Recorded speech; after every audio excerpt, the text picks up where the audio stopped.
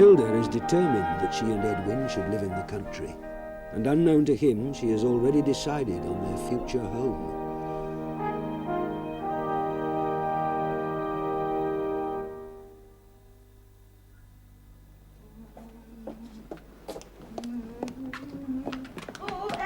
Now, as soon as you finish washing up the breakfast things, you are to go straight round to Miss Clayhanger's house.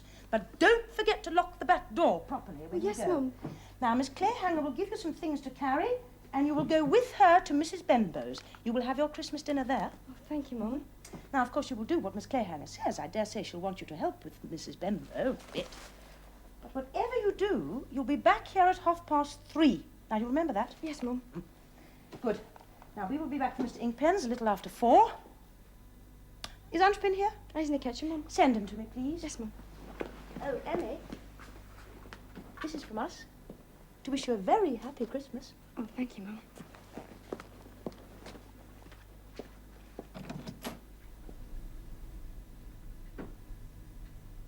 Nearly ready, dear? Oh. Isn't it wonderful to be going to the country? Yes. Oh, I know you feel guilty about not going to the Benbows. But why should you? Why should you always spend Christmas with the family? You hated it last year. You've always hated it. And I dare say they'll enjoy themselves much more without us. There'll be Maggie there. All those children. But if we don't go to Mr. Inkpen's, he will have nobody at all.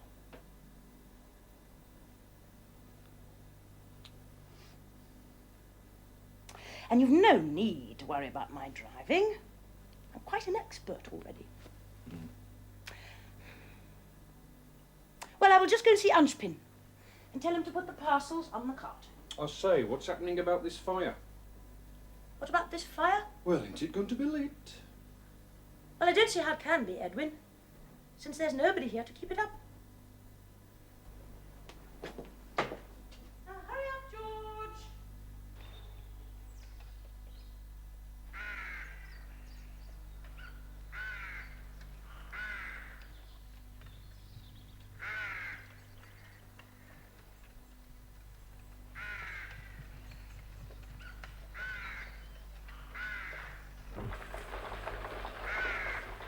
What the heck was I so depressed about? It's a wonderful day. She's a wonderful woman.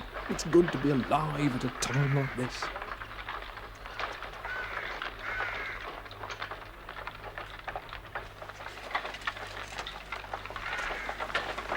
Merry Christmas, all.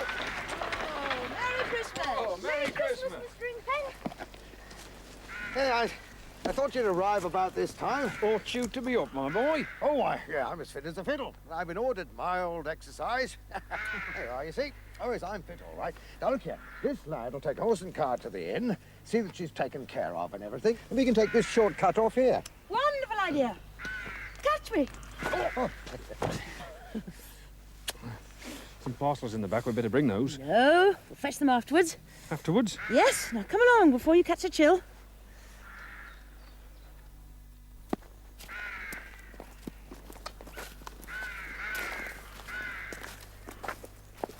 What's this house? Ah, he's guessed it in one. Ladderidge Hall, my boy. Seat to the beach and oars for about 100 years. Seat, eh? It was empty, so we thought we'd have a look at it. Shall we approach then? Why not? I've got a key. If she wants war, all right, then she can have it. Needs a touch of oil here. There we are.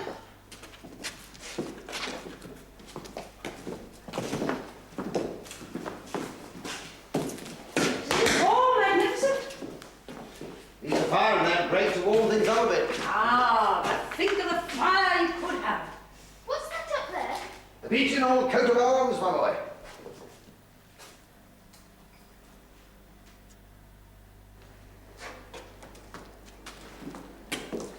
There's so much space. Now, this is the dining room, isn't it? This is the dining room, Edwin. This is where the feasts were held. Oh, just look at that ceiling. Isn't it wonderful?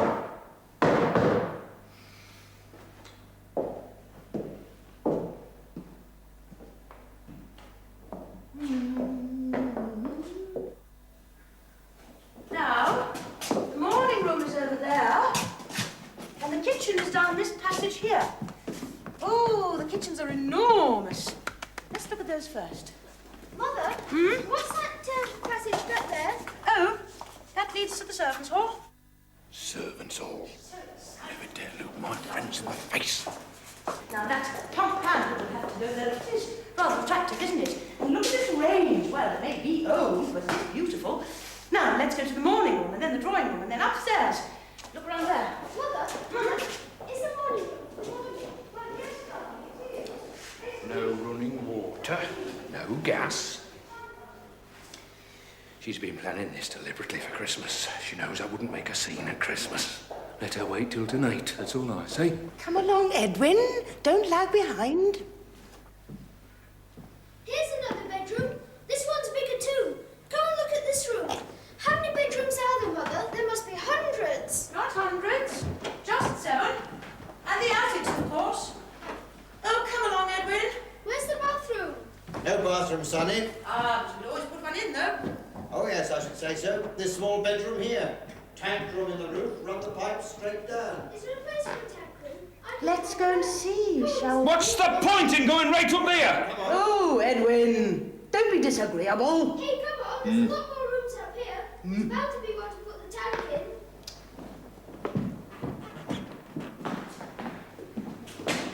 Well, there you are.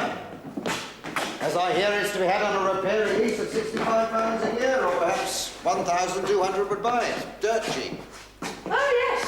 Oh, I know these repairing leases. £1,000 wouldn't make this barn fit to live in. It's larger than Tabby Mansion. Of course it isn't larger than Tabby Mansion. It isn't as large. Oh, Edwin, how can you say such things? Now, forgive an old bachelor being personal, Mrs. Clayhanger, but I don't believe I've seen that stole before.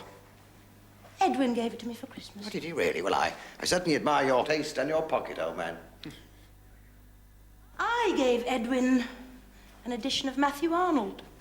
Born in day when wits were fresh and clear, and life ran gaily as the sparkling Thames, before this strange disease of modern life, with its sick hurry, its divided aims, its heads all taxed, its palsied hearts was rife. Yes. I bet he wouldn't have given much for life in the towns. Here will I sit and wait, whilst to my dear, from uplands far away, the bleating from the folded flock is born, and distant cries of reapers in the corn, all the live murmur of a summer's day.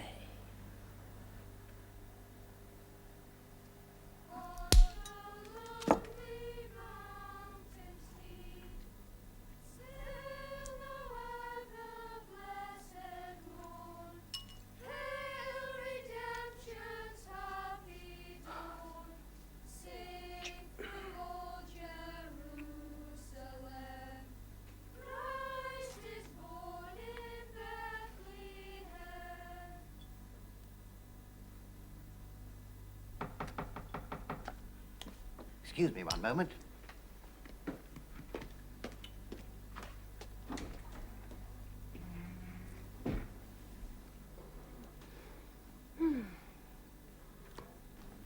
They sing so freely, don't they? Must be the country air, I suppose. Merry Christmas.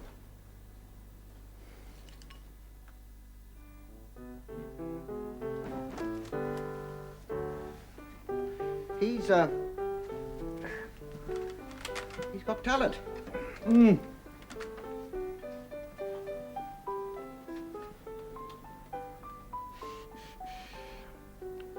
I shan't take that house, you know.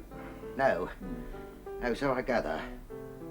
Of course, you must understand it was Hilda's plan to go up there. I merely fell in with it. Simplest thing to do in these cases. Certainly.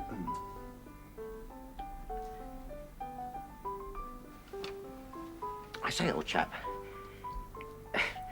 that night when I was in hospital, when I was surprisingly, calmly convinced I was about to discover there was no afterlife. When you were good enough to step across to my office to burn those letters and photographs, Why have you never happened to mention that you met a certain person there? Of course, there's no earthly business of mine. Well, naturally, I knew I was quite safe in your hands. I've reassured the lady.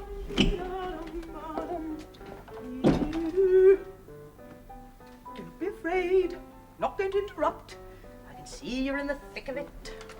You don't mean to say you've already finished explaining to Mrs. Dummer how she ought to run my house for me? How soon do you mean to have this table cleared? That table will be cleared, but it won't disturb me to have it cleared.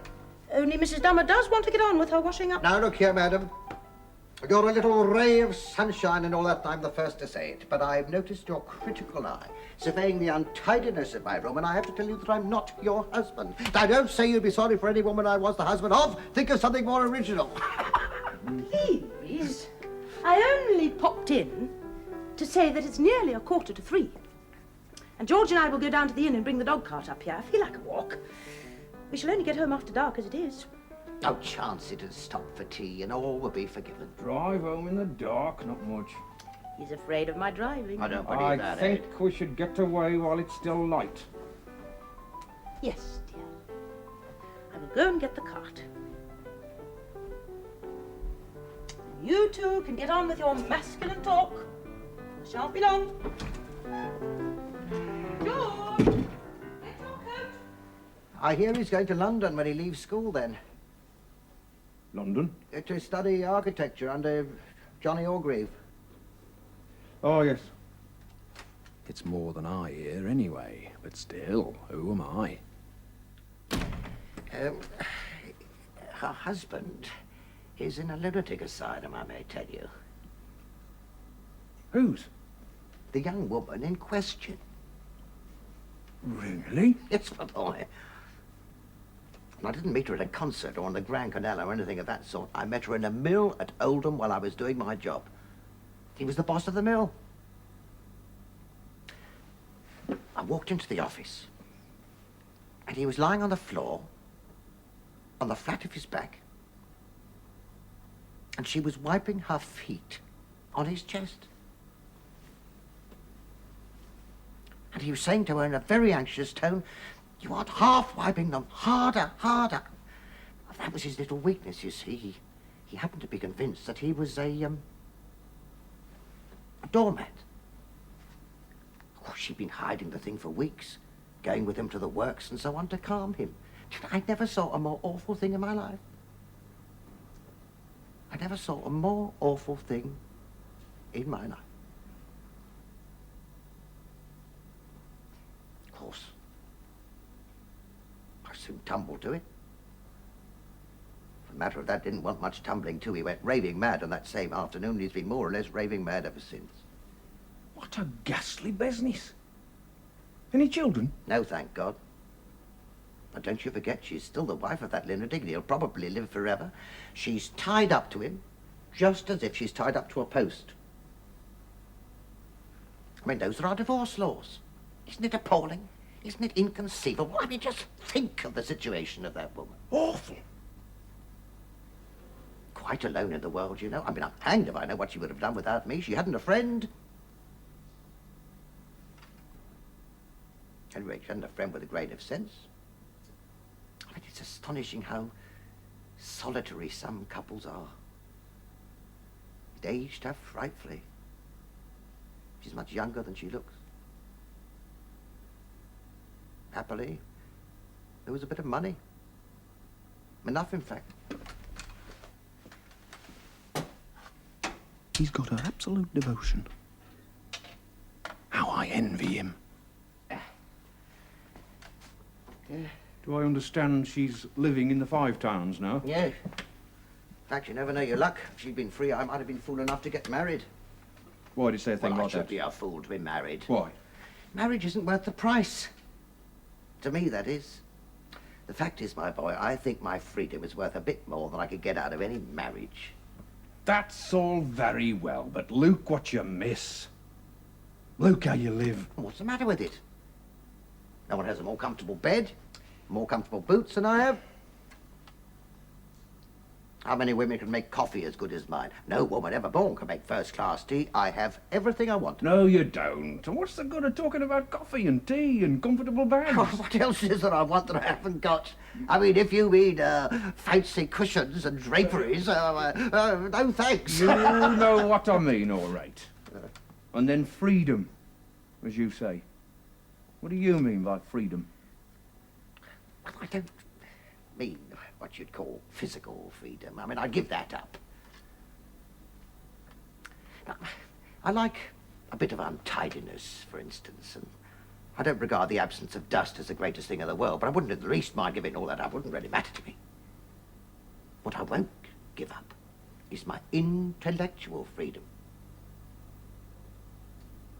Perhaps I mean my intellectual honesty.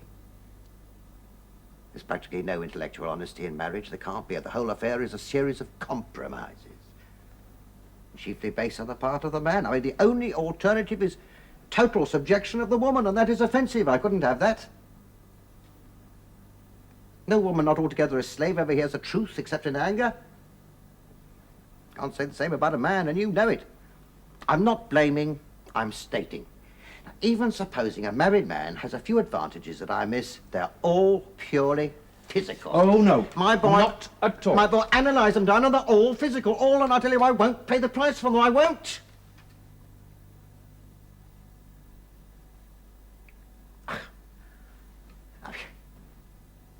I've no grievance against women. I can enjoy being with women as much as anybody, but I won't. I will not live permanently on their level. Oh, no! That's why I say I should have been a fool to get married. It's quite simple.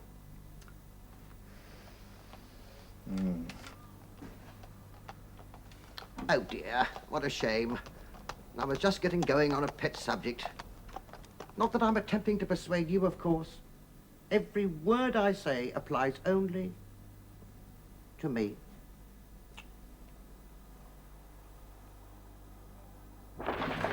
There's a very good profit to be made from livestock, you know, cows and pigs and rabbits and chickens. pheasants. Aha. So you learn to shoot, would you? I'd be a jolly good shot. Oh, it would be fun to have a proper shoot with guns and dogs and beaters and things. And then great big hampers to picnic out of, and then at night we'd have pheasant to eat, and a glorious big kitchen to cook them in, and decent country servants too. Oh, when you think of the difference between the country and the town, it seems self-destruction to choose to live in a town.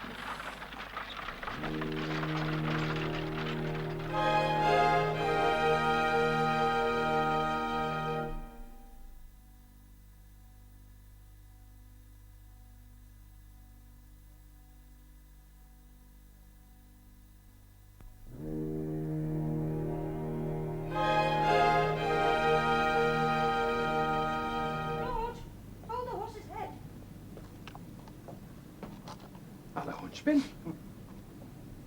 Oh, what you doing out here? Oh, waiting for you, sir. How long have you been here? Mrs. said be back at 4 o'clock, sir. God heavens above, it's after 6. What on earth was... Hunchpin's been out here since 4 o'clock. Oh, how on earth didn't you go into the kitchen, as I told you, instead of catching your death of cold in the porch? No answer, ma'am. No answer. Well, been ringing, knocking 15 times. No answer at all. But I told Emmy to be back at 3:30. Where has that stupid girl got to? I told her particularly 3:30. I told her to light the fire and prepare for tea making. You really cannot trust servants to do anything these days. I hope you've got your latchkey, Edwin. I have. Oh.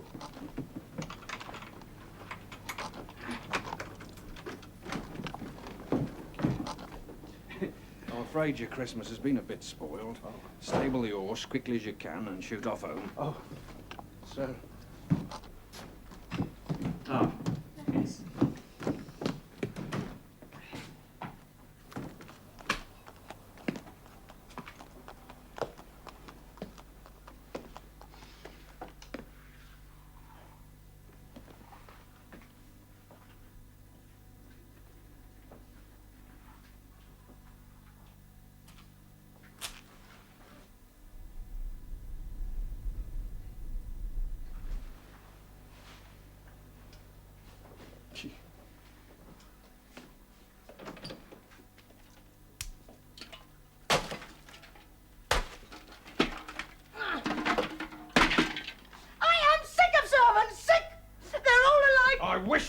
could control yourself, Hilda.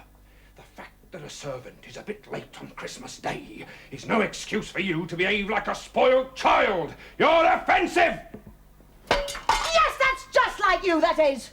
I sent my servant to your sister. She doesn't send her back, so it's my fault.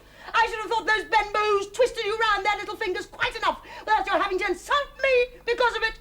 And goodness knows what tricks they didn't play to get your aunt's money, every penny of it. And now they make you do all the work of the estate for their benefit, and of course you do it like a lamb.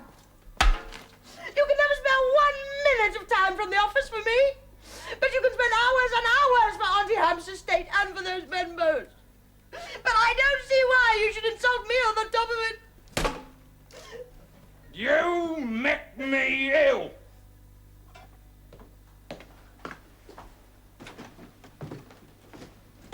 That's the end of it.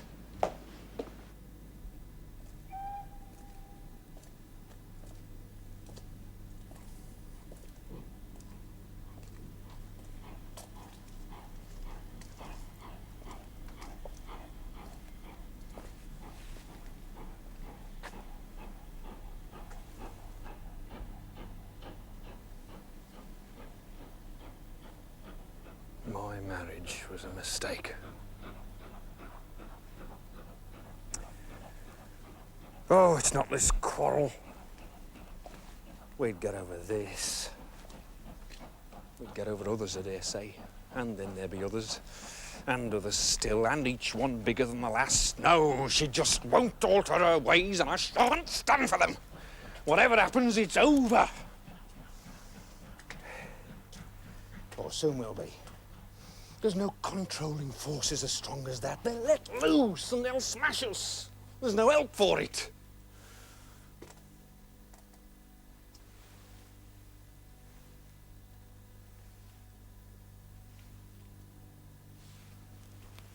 I was in the office in there, I first kissed her.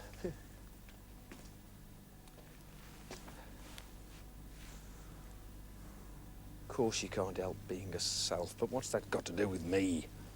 She's never been like normal, she never has. For God's sake, look at the first night I saw her. The way she ran after me into that porch, and all those peculiar things she asked. Did I really mean it when I said there was no virtue in believing it was the most wonderful thing she'd ever heard? She's just abnormal, there's no questioning that. Well, what about that whole George Cannon affair? What normal woman would have got mixed up there? She just can't see reason. She doesn't know what it is. If she wants a thing, she must have it. She can't understand any point of view but her own. She's just a wild, unscrupulous egotist. How dare she scream on about Auntie's will? It was Auntie's money to leave as she pleased. And in any case, it's hardly the Benbow's fault. Oh, I can't abide that kind of jealousy. It's the mark of a mean and petty mind. No use trying to explain or argue with her.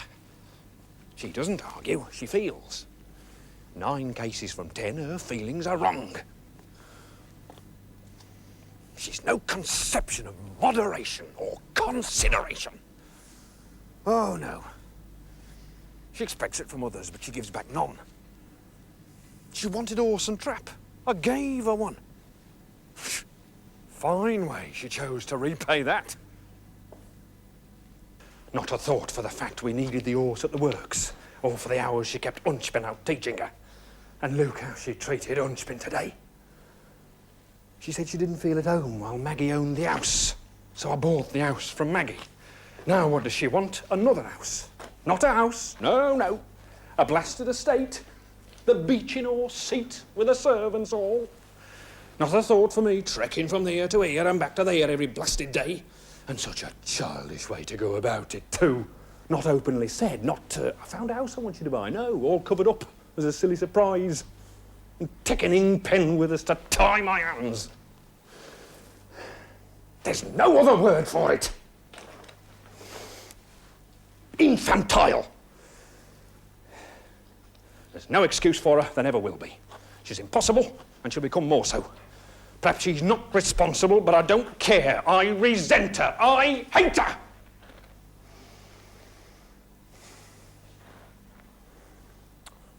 Ingpen's right about marriage. He says he won't pay the price. Well, I won't either. The end has come. I shall have my liberty again. And not just the liberty of youth, oh no. Of the knowledge and experience to use it now. I shall manage even better than Ingpen. I know what a home is, how it ought to be run. Behind the veil they should be, he says. They don't like to hear that, but he's got things right. That mysterious woman who was waiting for him. Perhaps I might even find, well, what does that matter whether or not I find anything? I shall be free. When I think of all she's done to me, those moods, those tricks, that stupidity, life will be good and simple and I shall be free.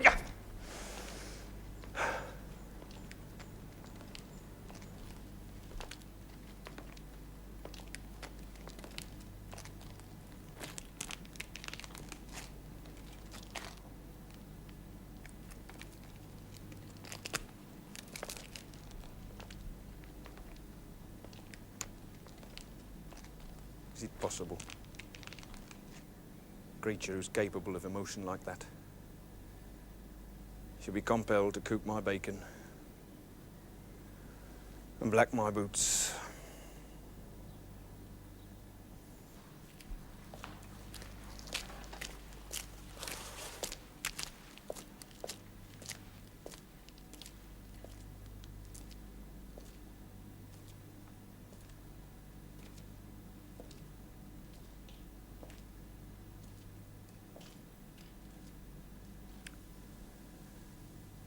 Catch me, both of you.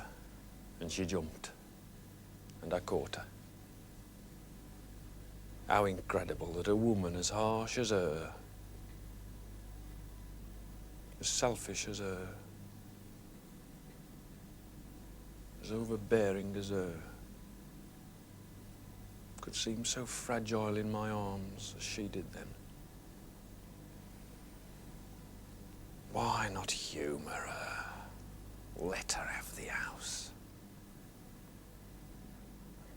Good God, no! Why should I? Well, does it matter so much to me where I live? I don't exist on that level. I could adapt, couldn't I? After all, the journey wouldn't take that long. Perhaps not a motor car, no. But a fast horse and trap.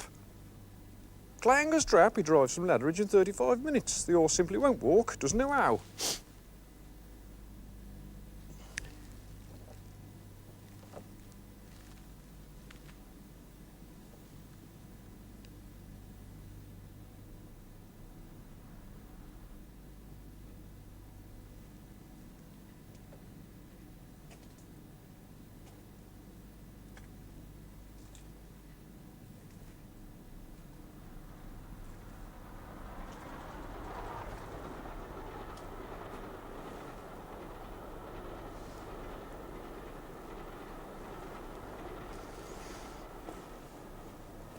What a pleasure it would be to grant it to her. To grant her caprice.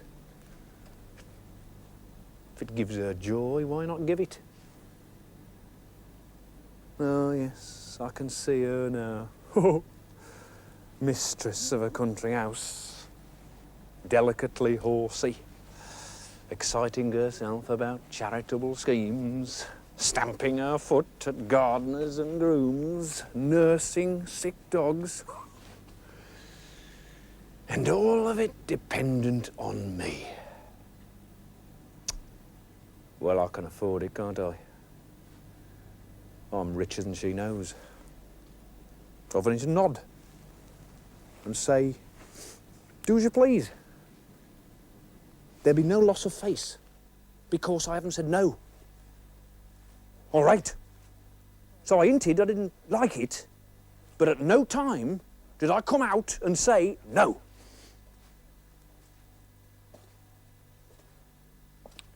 No, it's done. It's decided. I've finished with it. I can't excuse her or give in to her. She's unjust. It's finished. I'm done with it.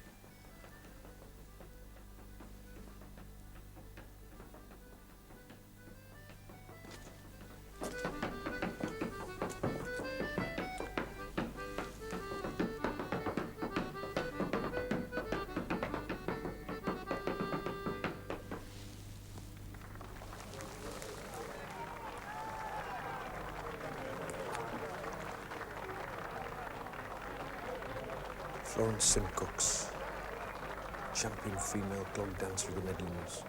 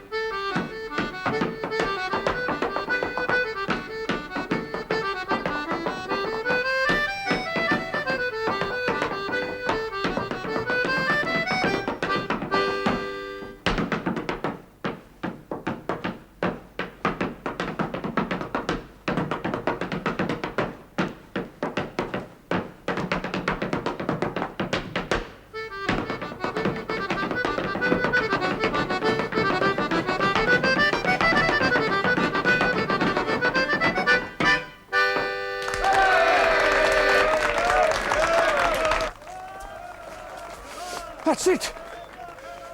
I've made the discovery. It's stupid. It's banal. It's the greatest discovery I've ever made. If Hilda wasn't what she is, if she wasn't unreasonable and unjust like she is, there'd be no merit in giving in to her. She is unreasonable. She is unjust. What's the use of objecting to any of that? It's like some child trying to stop the rain. But if I can give in when she's like she is, then that's an achievement to build a life on. If I can give in to that, it's a victory. Oh, no, I shan't be beaten by her. I shan't be beaten by marriage. Dashed if I shall. There'll be more trouble, of course, there will. Marriage keeps on till you're dead. But I've made the discovery. I know where I am. What a nice thing if I had to admit I wasn't clever enough to be a husband. Phew.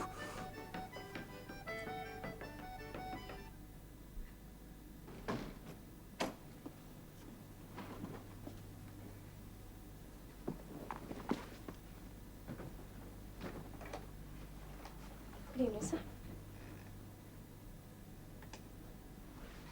Got my key, Emmy. Here he is, Mother. I say, Nunks, Emmy brought up this parcel from Uncle Albert and Auntie Clara. It wasn't addressed on the outside, so I opened it. Oh, just my luck, ain't it, Sonny? It's worse than last year's. You poor darling. Whatever shall you do? Well, you know you'll have to put it on view whenever they come up. George, go tell Emmy we'll have supper now. Right.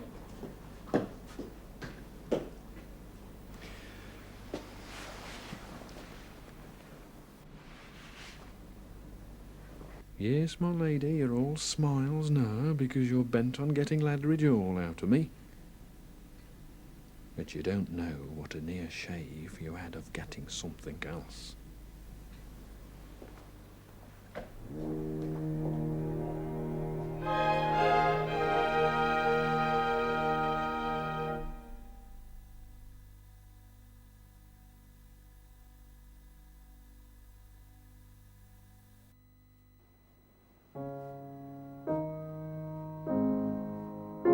In questa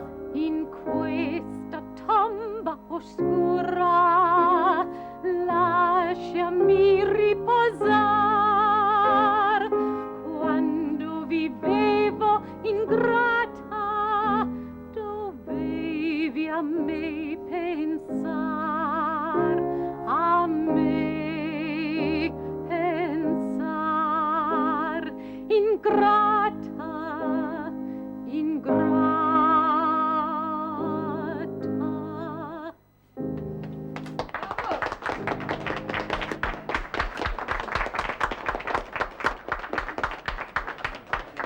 Wonderful, Miss Host. You must sing another one. Yes, let's give them another. Please do, Manny. What would you say, Mr. Inkpen? Well, let's see what's here. Edwin, open the window. Such a beautiful night. Of course. Tip-top party, Mrs. Clayhanger. Thank you.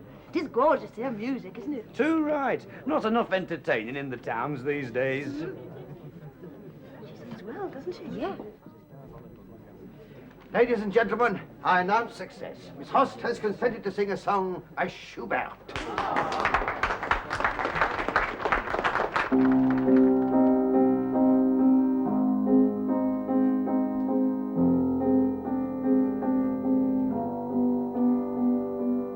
Leise flehen meine Lieder durch die Nacht zu dir.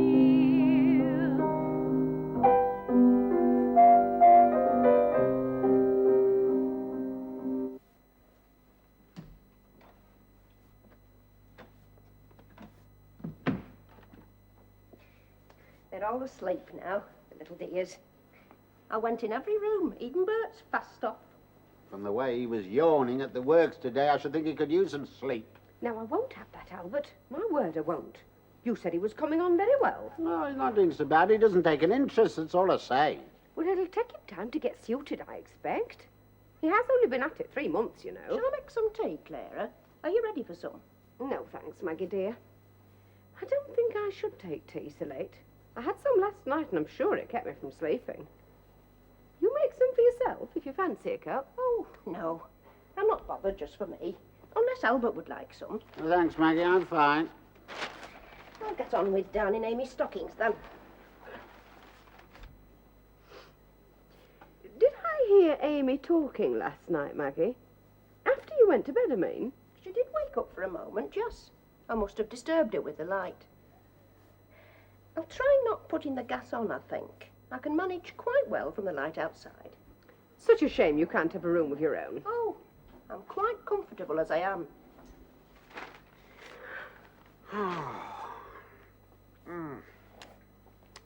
Be some do tonight at Edwin's. Oh, yes. If Mrs. Edwin has a party, it goes on late. She likes folks to notice. Well, I'm jolly glad I'm not there. I'm tired as it is. She did ask Maggie, I believe. Did she? You'd have thought with Maggie living here, the least she'd... You did the wise thing, Maggie. You did the wise thing, I tell you that. What's the occasion, do you know? I don't think there is one, not specially. Except Miss Manor Host, of course. Oh, that blonde young lady from Copenhagen. Going to marry Swetnam, isn't she? Dashed clever girl, speaks 4 languages, they say. So they say. And of course, Swetnam's done very well. Perhaps Hilda's decided it's time she showed them. Oh, I don't think so, Clara. Well, I dare say. Could be, as they've settled on a date for the move. Oh, no.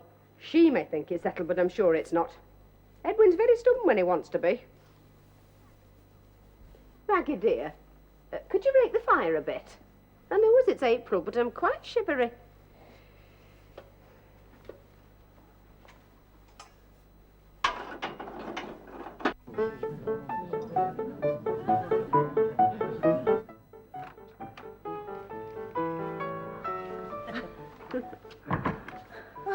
So done up, I had to come to hide myself. Well, you have had the journey today and everything. Oh, it is so lovely having you come to stay. I never did come across such a dancer as that Charles Fern. Yes, he's a great dancer, isn't he? At least he makes you think he is. Everyone says he's a dreadful rake. I'm sure they're right, too. Yes, I suppose he is. see you've got a Rossetti. Mm-hmm. Edwin gave it me. He's gradually giving me all my private poets. Only I haven't much time to read it lately, I suppose. It's this idea of moving into the country that makes me so restless. But is it settled, all that? Of course it's settled, my dear. I'm determined to take him away, right out of all this. I think it'll be a good thing for him. He doesn't mind, really. He's promised me. Only he wants to make sure of selling this house first, or letting it. He's very cautious, Edwin is. Simply hates doing a thing straight off. Yes, he is rather that way inclined. I wanted him to take Ladridge at once, even if we couldn't move in immediately. Well, we can't move in because of the repairs and things. They'll take a fine time. I know. We can get it for £60 a year. And what is £60, more or less, to Edwin? But no, he wouldn't. He wants to make sure where he stands with this house first. Can't alter him, you know. So, you're discussing her. Who? You know. Tertius. You're worse than a woman. I suppose you meant that to be very severe. If you want to know, we were talking about Ladderidge. So apologize. Curious, that's just what I came in about. I've been trying to get a chance to tell you all night there's somebody else after Ladderidge. A man from Axe. He's been to see it twice this week, so I thought I'd tip you the wink, you know. Have you told Edwin? Yes. What's he say? But he says it's a dodge of the house agents to quicken things up. You think it is? Well, I don't know. That's why I thought I'd warn you, his lordship being what he is. Look, here, I'm not going to be caught conspiring with you. It's more than my place is worth.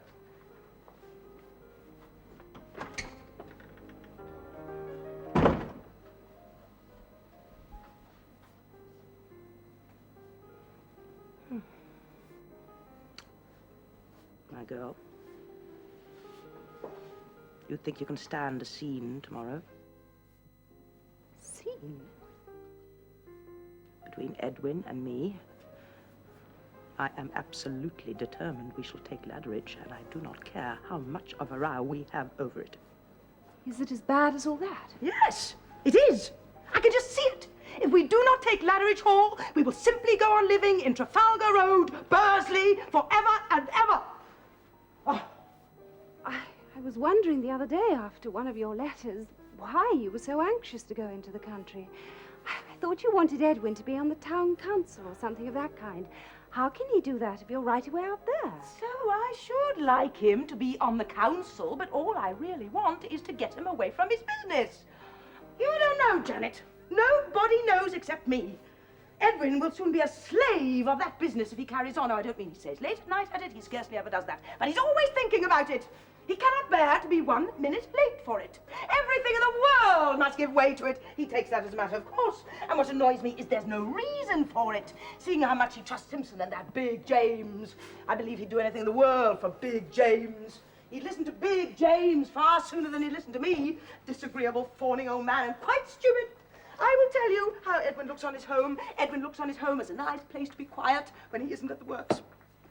I haven't told him. I don't think he even suspects, but I will tell him straight out one of these days. He's very good, Edwin is, in all the little things. He always tries to be just, but he simply is not just in the big thing. He is most frightfully unjust. I sometimes wonder where he thinks I come in. Oh, of course he'd do any mortal thing for me, except spare half a minute from the works. What do I care about money? I don't care that much about money. If there's money, I can spend it, that's all. But I would rather be poor, and Edwin to be rude and cross and impatient, which of course he scarcely ever is, than have this feeling all the time that it's works, and everything else comes after that. I don't mind for myself. Well, I don't really, maybe just a little, but I do mind for him.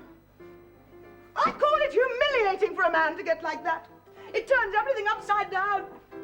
Now, you look at Stephen Chesberdin, for example. There's a pretty specimen. And Edwin will be as bad as him soon. But everyone says how fond Stephen is of his wife. Oh, and isn't Edwin fond of me? Stephen Chesberdin despises his wife. Only he can't do without her. That's all.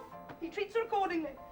I shall be the same soon. Oh, Hilda. Yes, I shall, but I won't have it. No.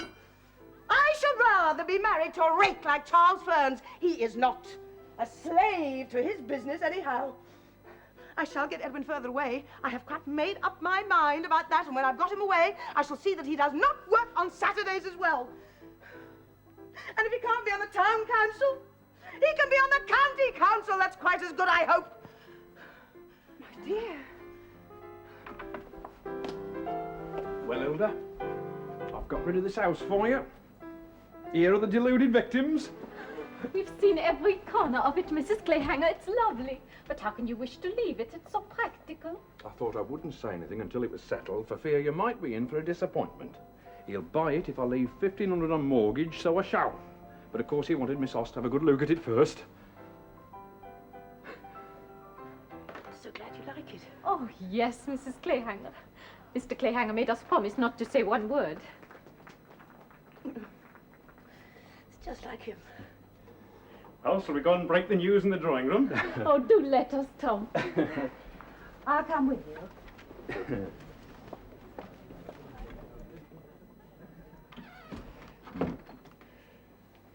you. Any news how that servant girl's baby's going on? Minnie? Well, I think she's very well. But it was premature, you know. Yes, that's why I asked. Because I thought we'd leave some money in the savings bank for the kid. £130. £130?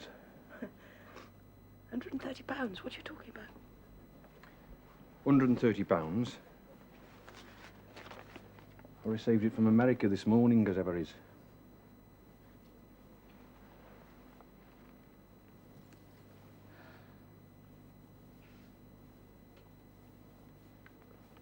George Cannon. From America?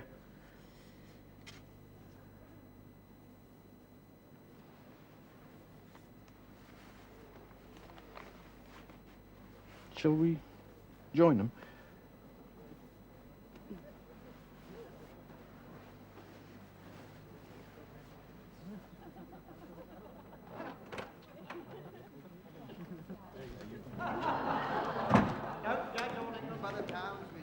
Steady on, Ben. What's wrong with the town? Quite right, Mr. Reardon. I like the towns. Everybody knows the English are the finest nation, and I think the towns are more English than London. You don't know how English you are here. It makes me laugh because you're so English and you don't know it. I love you. Oh, now you're flattering us. And yet you're so dreadfully exasperating. To us Danes you are.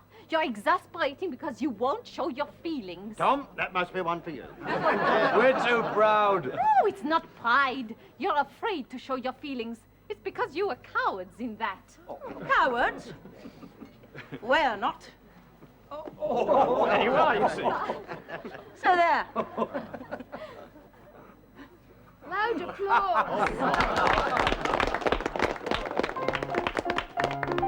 Tom, you should dance with Mrs. Clayhanger. Don't forget we're taking her house. All right.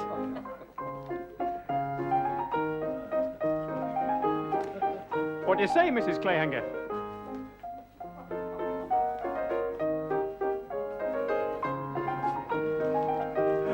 Miss Host?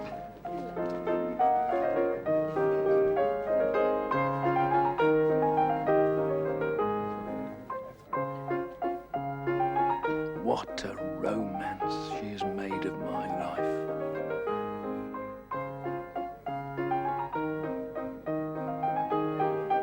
Oh no, I don't envy him.